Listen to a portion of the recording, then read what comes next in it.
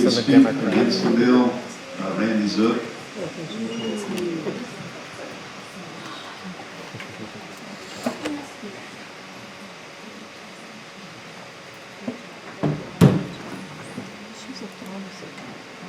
I believe so. Yeah, Democrat. Please introduce yourself and who you represent. Randy Zook, President of Arkansas Legislator, Chamber of Commerce. Oh boy, here we go. Your recognized. Thank you, Mr. Chairman. Thank you, members of the committee. Well, we'll apologize for doing business with China.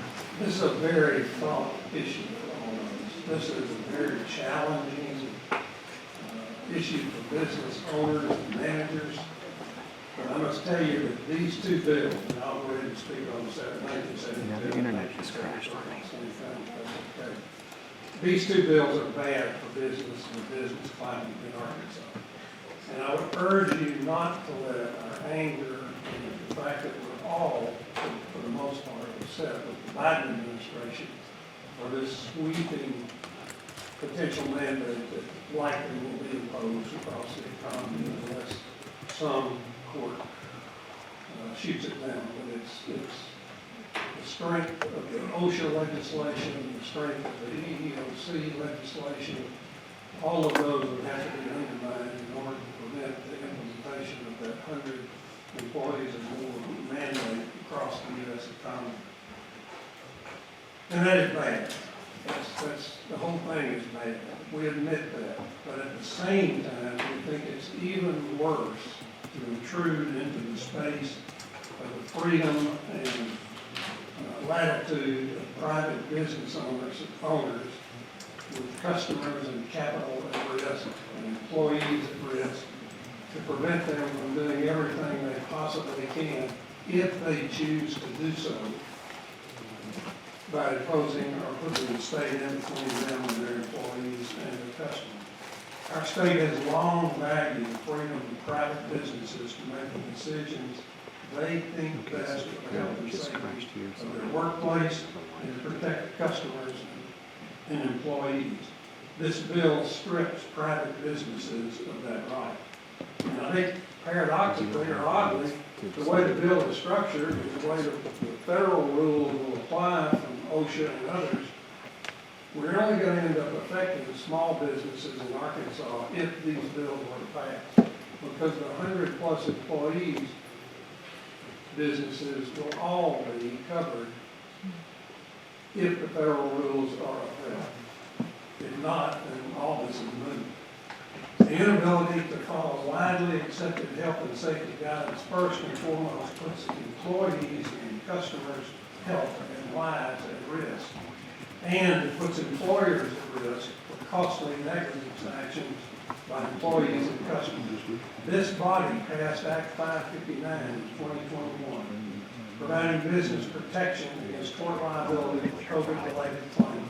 However, a business is only protected if it complies not only with state guidelines, but also federal guidelines issued by CDC and CMS, and ultimately into the current specter of OSHA regulations as well as other DOL regulations.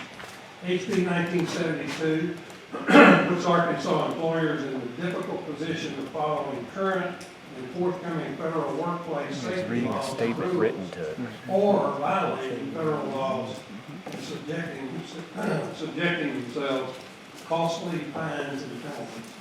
OSHA has already issued millions of fines for failure to comply with federal COVID guidance. Their authority extends up to a $14,000 fine for each violation. A small business could easily be bankrupted and put out of business by running up a tab with OSHA on those fines at that rate. We're not just talking about big corporations, although that's where all the attention seems to fall. Our biggest, finest, most successful companies, the ones catching all the flack in this conversation. We're talking about small businesses for whom these kinds of fines and penalties could be crippling.